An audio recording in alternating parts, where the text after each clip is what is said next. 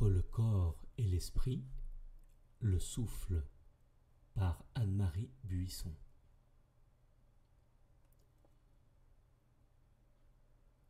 Le souffle reste le grand mystère de notre vie, car nous respirons sans le vouloir, sans le savoir, et fréquemment nous respirons mal. Mais écoutons-nous notre souffle? Le sentons-nous? En sommes-nous conscients? Pourquoi son existence n'est-elle perçue qu'en négatif? Manque ou irrégularité, comme un organe que l'on sent seulement lorsqu'il est malade. Ne pas respirer consciemment vient peut-être du fait que le système respiratoire est le système le moins conscient de notre corps, car la respiration et le diaphragme se situent dans la région du thorax la moins corticalisée. Il faudra donc du temps pour que la respiration devienne consciente, du temps pour qu'elle soit reconnue par nous comme un élément fondamental de notre transformation. Connaître son souffle commence d'abord par la prise de conscience des différents mouvements du corps qui lui sont associés. Dans un corps raidi, les mouvements sont déjà limités. Ventre immobile, ne laissant transparaître aucun élément de vie, nœud au plexus resserrant la partie basse du thorax, cage thoracique étroite. Une main posée sur ces différents points, à l'avant comme dans le dos ou sur les côtes, permettra de sentir les mouvements d'inspiration et d'expiration à travers le corps. Mettre son esprit à l'écoute de ce qui se passe sous nos doigts, sans intervenir pour changer quoi que ce soit. Accepter sa respiration telle qu'elle est, lui donner le temps de s'installer, de s'habituer à notre attention. Une certaine régularité s'établit progressivement et à mesure qu'elle apparaît, percevoir qu'elle s'étale, se répand non seulement dans le ventre, mais dans tout le thorax.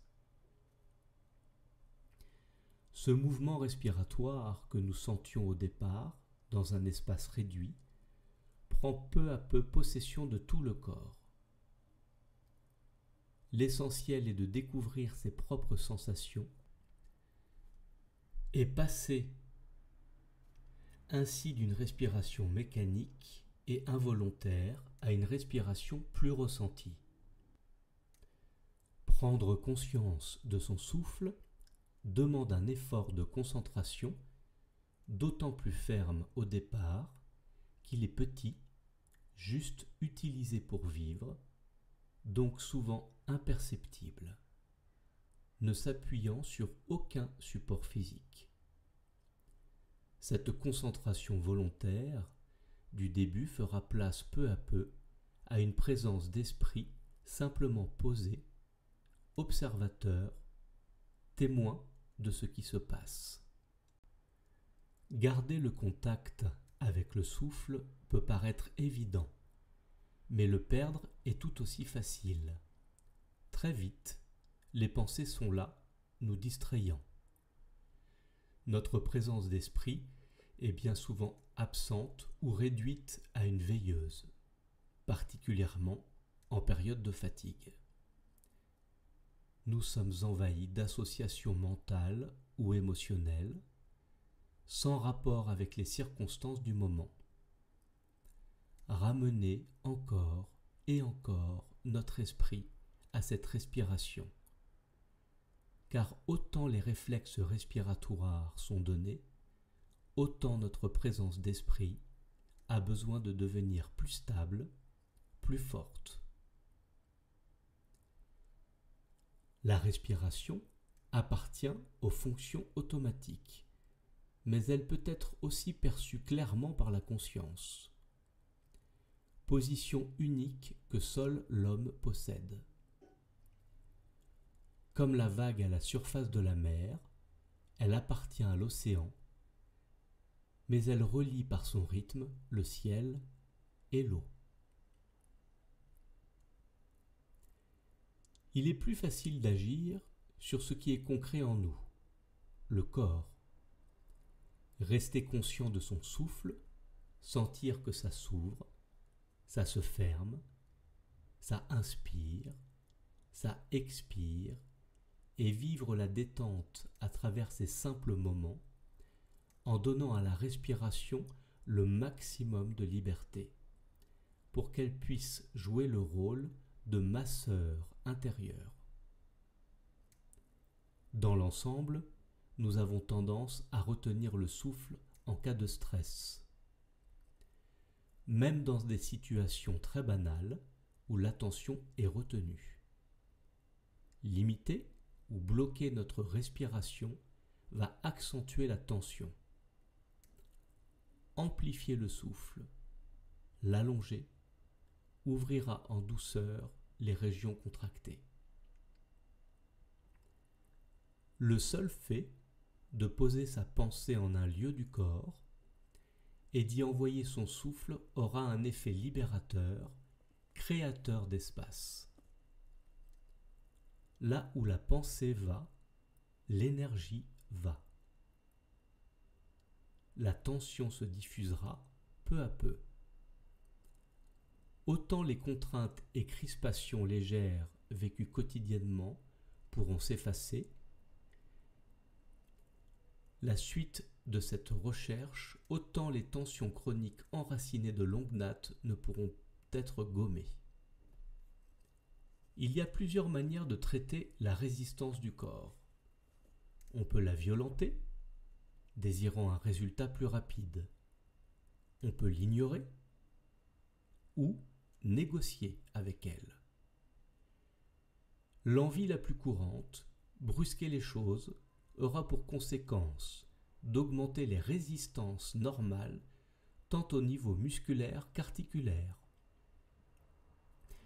Négocier avec elle semble être l'attitude la plus positive. Associer mouvement et respiration va amorcer un recul, une souplesse. Notre corps s'est habitué à un certain immobilisme, un certain déséquilibre. Le travail sera de le réouvrir en douceur et de le sortir de cette inertie installée dans laquelle on ne communique plus. Négocier avec la tension au niveau physique, c'est savoir où elle commence, connaître sa densité, ce qu'elle entraîne comme durcissement dans le reste du corps, et par un geste conscient, l'aborder dans son côté le moins fermé, fouiller dans cette zone de tension en explorant ce qu'il y a autour de cette limite et, à partir de ce palier, chercher où cela peut lâcher. Si l'on est conscient, avec le temps, on va accepter cette résistance, revenir.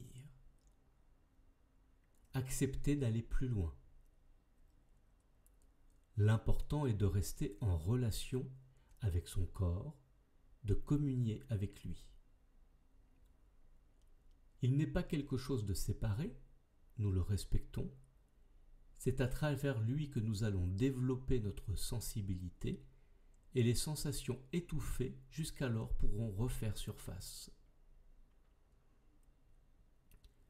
La sensation est conditionnée par le mouvement et la respiration. Un organisme ne sert à rien d'autre que ce qui se meut dans ses propres limites.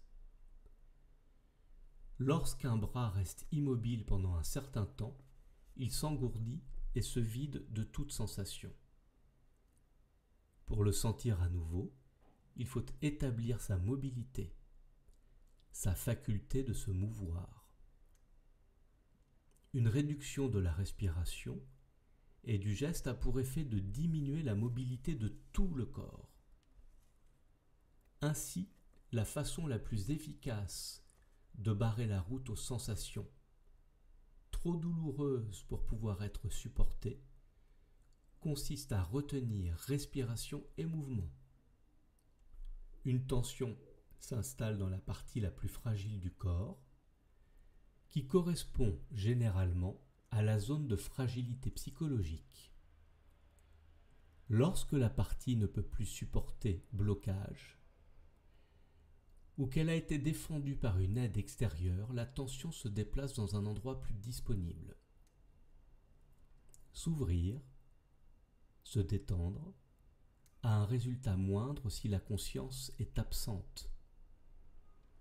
Les effets ne seront obtenus que par la conscience que l'on a de cette ouverture, de cette détente, de la verticalité de l'aplomb, de la tonicité ou de la stabilité. Cela transparaîtra dans la vie de tous les jours. Je peux réaliser en une fraction de seconde que la position de mon corps est mauvaise. Je me redresse, retrouve le contact avec ma respiration, je m'ouvre. Jouer avec les émotions. Pour accompagner une émotion, la vivre sans se laisser entraîner par le flot émotionnel qui nous coupe de la réalité, il est nécessaire de contourner l'obstacle, de renforcer à côté, de prendre un appui, le souffle. S'installer dans un expire lent et profond, se laisser inspirer, ne plus couper le va-et-vient naturel du souffle. Nous restons proches de ce qui se passe, des sensations déclenchées par l'émotion, avec, si possible, cette clarté d'esprit qui permet de prendre une distance.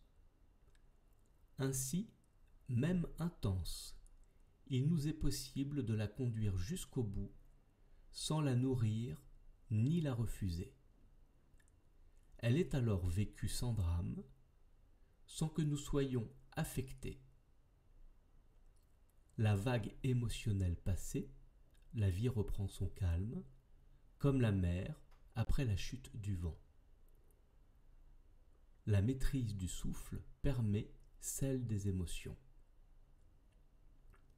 Se remettre dans un souffle est un acte de confiance, comme s'il y avait un autre sur lequel on puisse se reposer. Déjouer les pièges du mental. Le mental, dit la tradition, peut être comparé à la reine des abeilles, l'essence étant les abeilles. Quand la reine vole, les abeilles volent. Quand la reine se pose, les abeilles aussi. Notre esprit n'est jamais en repos, car nos sens, antennes extérieures très développées, nous donnent sans cesse des informations. Les pensées qui en découlent, en perpétuel mouvement, fonctionnent en circuit fermé, répétant inlassablement les mêmes choses et nous poussent dans les mêmes actions. Comment parvenir à interrompre ce mouvement, démonter ce mécanisme?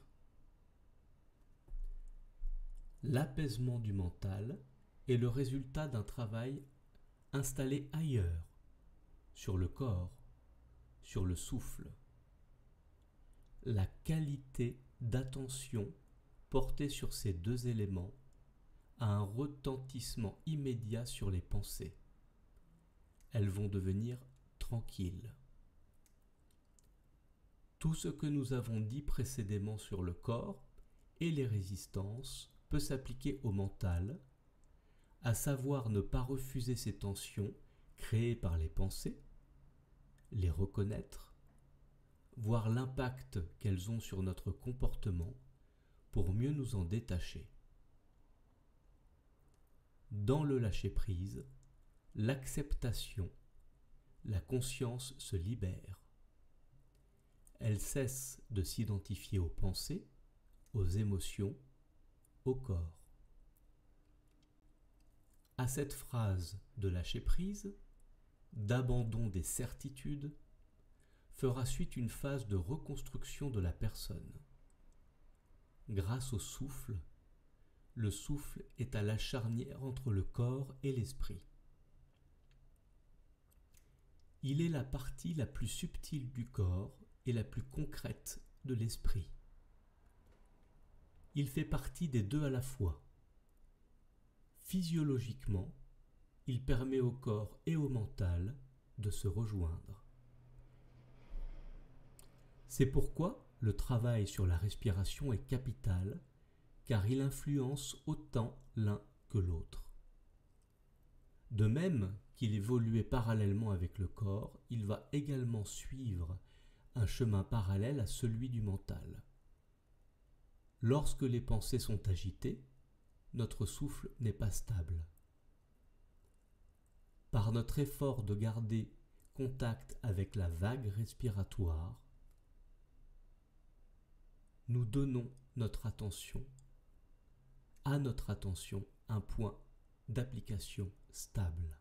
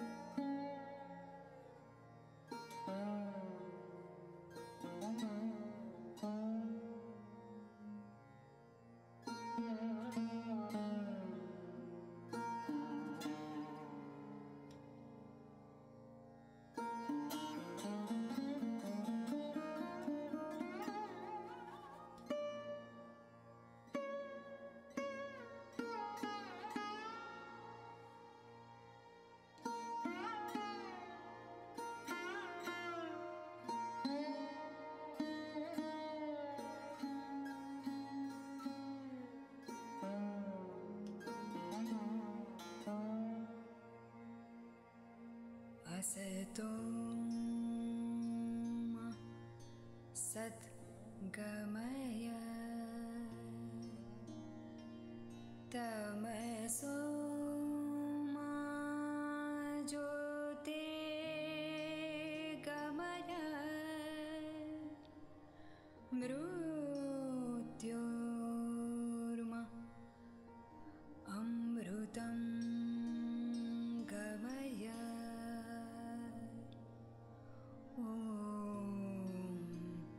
Shanti, Shanti, Shanti.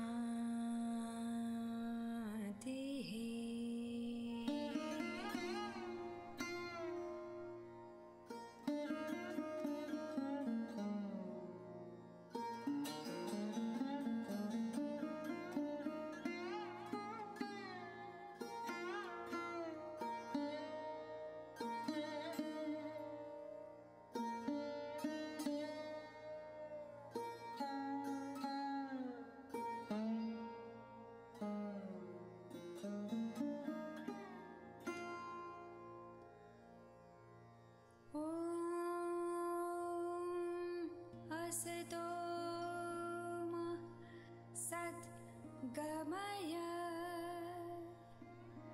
tamaso ma jyote gamaya mrutyorma amrutam gamaya. Shanti, Shanti, Shanti.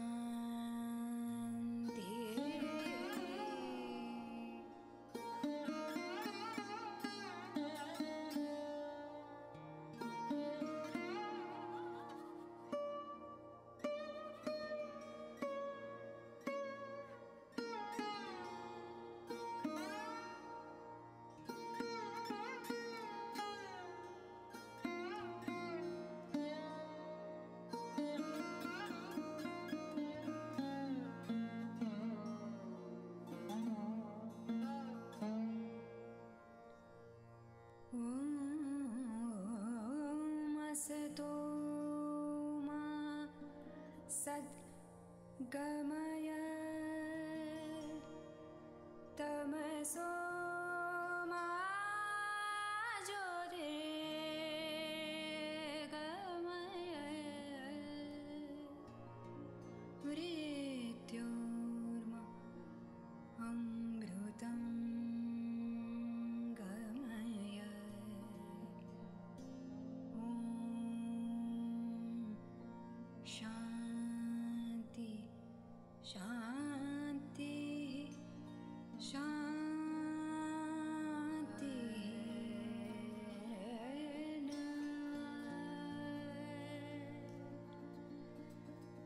Saga Gamaga Sa Gani Sa